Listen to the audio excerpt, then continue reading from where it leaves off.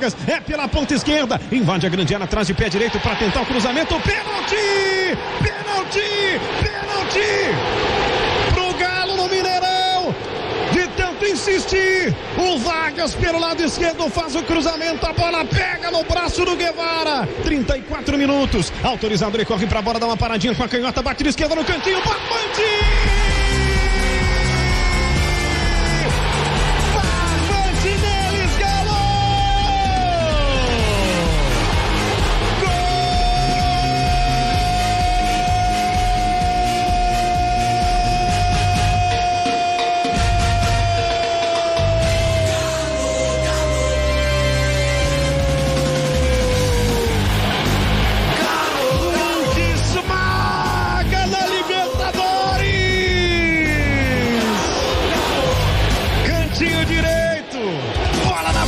Da rede, Ortiz tentou, mas não alcançou. Placar aberto, caminho iluminado pro Galo avançar para as quartas de final, num jogo muito complicado no Gigante da Pampulha.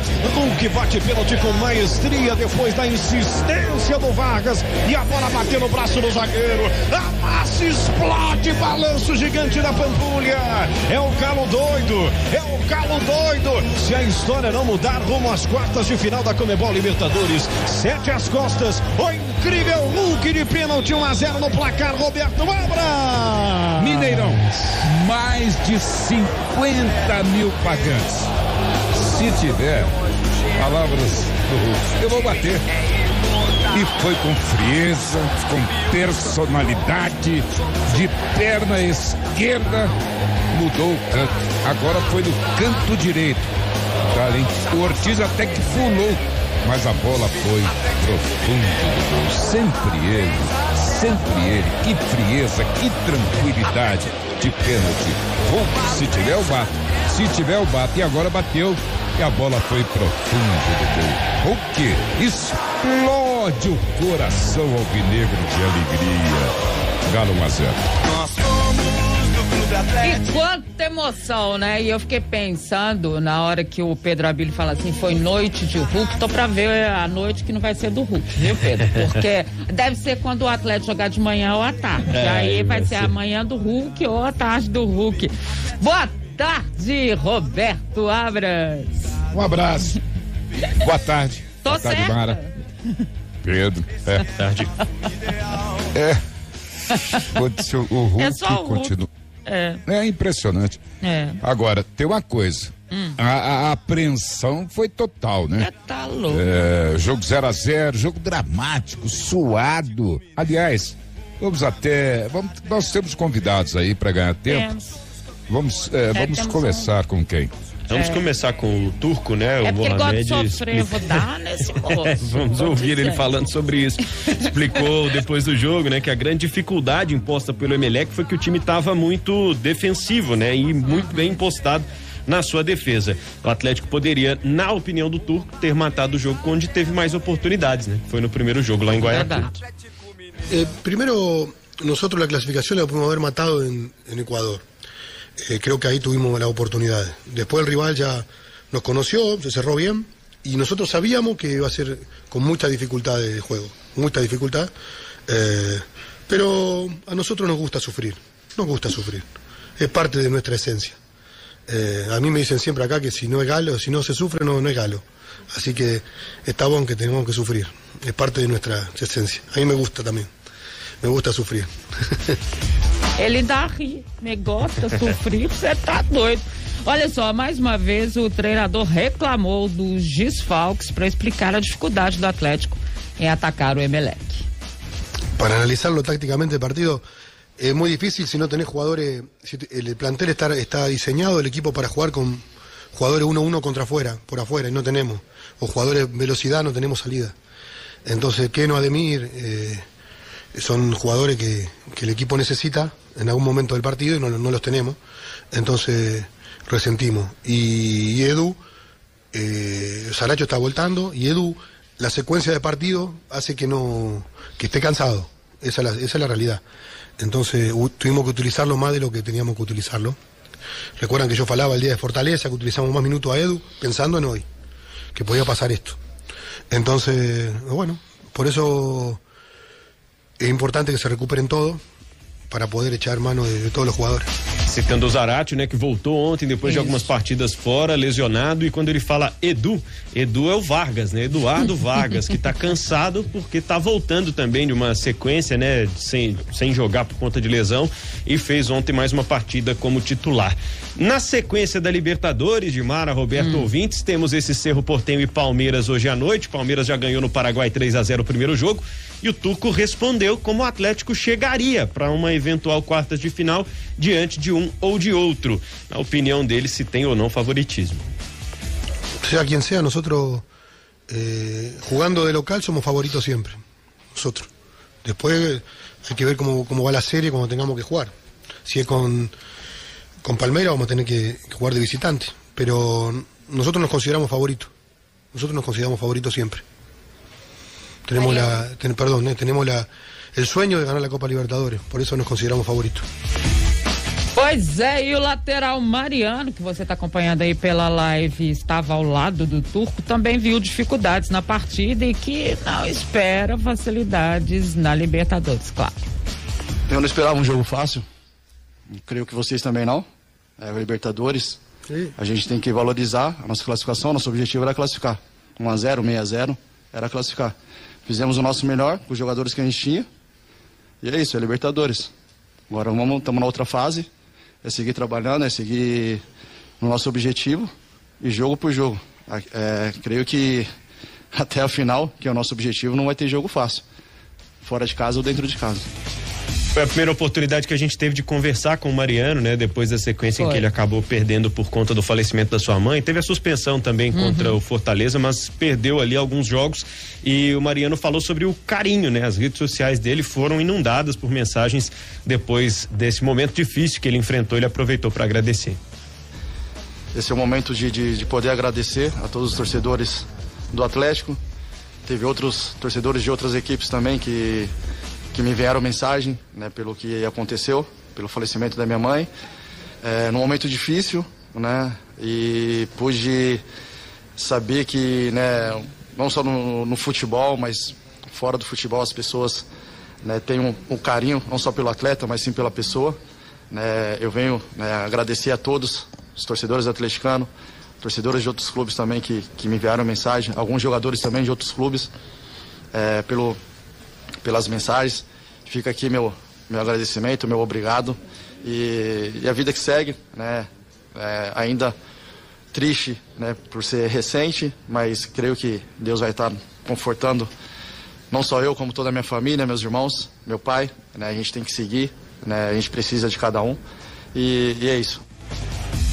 E como amadureceu o Mariano, né, Roberto? Impressionante, né? A gente que acompanha ele ao longo aí dessa trajetória dele, ele amadureceu demais na fala, na forma, em campo, tudo, né? Ele se deu muito bem quando esteve fora do país, né? Isso. Aqui ele aprontava e tal, aquela garota cheia de entusiasmo, enfim, depois quando ele deixou, e a situação é diferente, né? Se apronta, a coisa complica, ele colocou tudo em dia e tá bem o Mariano, tranquilo, tá? O Lélio tem dito. Ele no apoio à qualidade dele, de lançamento, essa coisa toda. Bom, qual é o futuro do Atlético em termos de Libertadores? Hoje sai o adversário do Atlético. 99 Palmeiras. 1% pro Cerro Porteño. Palmeiras ganhou de 3 lá. Joga hoje em casa. Muito bem. Tudo caminha pro Palmeiras. E aí? Teremos um mês pro retorno das quartas. Como a Rádio Super ontem, quando terminou o jogo, anunciou datas 3 e 10 de agosto. Vai ter tempo. Vai ter um prazo bom o Atlético para recuperar jogador e para inscrever jogadores. 3 jogadores poderão ser inscritos. O Atlético contratou 4. Por enquanto, Pavon tá punido. Mas o Atlético, através do seu departamento jurídico, está buscando um apoio da Conmebol. Todos sabem, quando ele foi punido, jogava no ano passado pelo Boca. Aquele negócio, lançou isso e aquilo. Pegou os 6 jogos. E o Atlético, seu departamento jurídico, está tentando liberar o jogador. Quem sabe tenha êxito, porque ele mudou de clube, ele agora joga no Atlético. Vamos sentir o drama. Mas 3 serão inscritos. Por enquanto, Gemerson, Allan Kardec e Pedrinho. Se puder mais um, Pavão. Aí não sei quem poderia sair. Esse é o momento de Libertadores do Atlético. De Libertadores do Atlético. Muito bem. Trabalho hoje. Agora é São Paulo no domingo. Já disse o Turco. Vai sentir o drama, ver quem é quem, não sei o que, aquela coisa toda. Jair Keno estaria nos planos. O Ademir, que teve esse problema da Covid, o Ademir deve ser pro Flamengo. Acho que o Keno também deve ser pro Flamengo. O Jair, com aquela fratura da mão, já tá na parte física, essa coisa toda. Zaratio, pode jogar mais um pouquinho aí. O Alan, com certeza, que não jogou, tá punido pela Libertadores, vai jogar. Vamos sentir o drama. Na segunda parte, a gente fala a respeito do que pode acontecer pro jogo de domingo. É o São Paulo, 18 horas, Belo Horizonte, e depois, terça, quarta-feira, é o Flamengo. Eu volto. É só jogão, né? É só jogão. Você vai acompanhar tudo aqui na Super. E foi um jogão ontem também, né, Dilmar? Acho que as dificuldades da Libertadores, como o Mariano falou, como o Turco confirmou, o Atlético pôde experimentar uma equipe que vinha de um tempo sem jogar. Então muita gente falou do ritmo de jogo que o Emelec chegaria nessa partida. E realmente, o Emelec tem um ritmo diferente do Atlético. É bem lento. Só que o time fez a proposta de se defender e conseguiu ontem no Mineirão, por exemplo, evitar muitas vezes as chegadas do Galo. O Atlético conseguiu construir algumas jogadas, levou perigo, principalmente, né, no primeiro tempo, chutando mais de fora da área do que chegando dentro dela. E aí, até achar o pênalti, teve muita dificuldade de penetração, né, de entrar na área do seu adversário. O time do Galo ontem teve as escolhas do Turco, Caleb e Rubens, que não comprometeram. E eu achei que esse foi mais um ponto positivo. Esses jogadores, nas ausências dos principais, como os de velocidade, que o Turco citou, a ausência do Ademir e a ausência do Keno, o Atlético conseguiu, de outro modo, supri-las, né? Mas é claro que com um elenco mais cheio, com um elenco completo, encorpado, a gente espera que o Atlético esteja pelo menos num nível igual ao do Palmeiras para essas quartas de final. Mas eu gostei muito de ver ontem no Atlético, mesmo com as dificuldades, mesmo a gente olhando o Emelec, o Emelec realmente é uma equipe muito ruim, vamos ser sinceros, né? É ruim, mas o Atlético, ele fez um jogo muito bom naquilo que a gente chama sem bola, né? E que aí com a participação bastante importante do Vargas, e nesse contexto, né? A marcação do Atlético acabou sendo muito eficiente, né? Porque você tinha a liberdade de se movimentar. Ele fez um jogo daquele que a gente pode dizer assim, precavido. Ele não quis ter nenhuma surpresa, até porque se o Emelec faz um gol ali e vai lá para trás, só Deus para saber o que ia acontecer. Então, eu gostei muito desse jogo, dessa parte que é muito tática e que o Turco mostrou ontem, né? Às vezes a gente olha um treinador e não consegue ainda ver aquela questão tática. É o que o Lélio falava, padrão de jogo. Que padrão de jogo não existe. Esse histórico não existe mais no futebol. Você tem um sistema tático que funcione, com a bola ou sem a bola. E ontem o Atlético funcionou muito bem também sem a bola. Muito bem, daqui a pouco tem mais Galo aqui no Super FC, mas a gente continua falando de Mineirão, porque mais um caso de insegurança foi registrado ontem no jogo entre Atlético e Emelec. O jornalista Ubirajara Amorim, o Bira, foi assaltado na saída do estádio, ainda na esplanada, e o Bira contou esse susto com muita revolta aqui pro nosso time de O Tempo Esportes. Matéria já tá lá em otempo.com.br/Super FC, e ele fala com a gente por aqui também sobre o que aconteceu. Boa tarde, Bira. Boa tarde, Pedro Abílio e ouvintes do Super FC. Aqui quem fala é o Bira Marinho. Eu estive presente no jogo de ontem pela Copa Libertadores entre Atlético e Emelec, e tão logo terminou o jogo eu desci as escadas para retornar para minha casa e resolvi, na esplanada do Mineirão, parar um pouquinho para ir ao banheiro. Fui com meu filho e quando eu estava saindo do banheiro, eu fui covardemente agredido pelas costas, em que um bandido pulou no meu pescoço, arrancou minhas correntinhas de ouro e me jogou, me deu um soco na nuca e me jogou no chão. Eu fui levantar, tomei um chute, caí de novo, tentei levantar e assim sucessivamente 3 vezes. Machuquei bastante, meus 2 joelhos estão machucados e inchados, a minha mão direita eu tô com uma dor muito forte, o braço esquerdo, mas graças a Deus não quebrei nada. Fica o sentimento, né? A correntinha de ouro a gente trabalha, compra outra. As dores no joelho, na mão, nos braços, elas vão passar.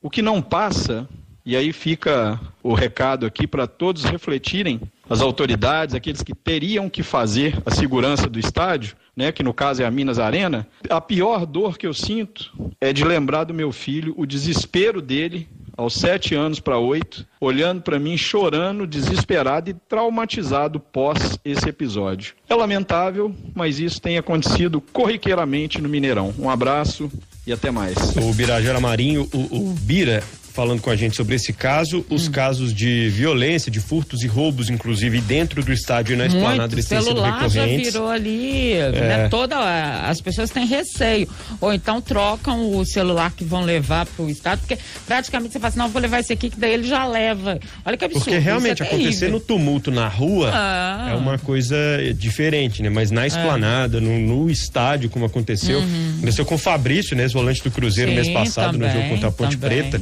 Então, assim, são jogos dos 2 times e tem acontecido alguns casos de forma recorrente. Nós procuramos a Minas Arena, que ainda está apurando a situação sobre o caso de ontem e vai se posicionar com relação ao todo, né? A todos esses casos que estão acontecendo.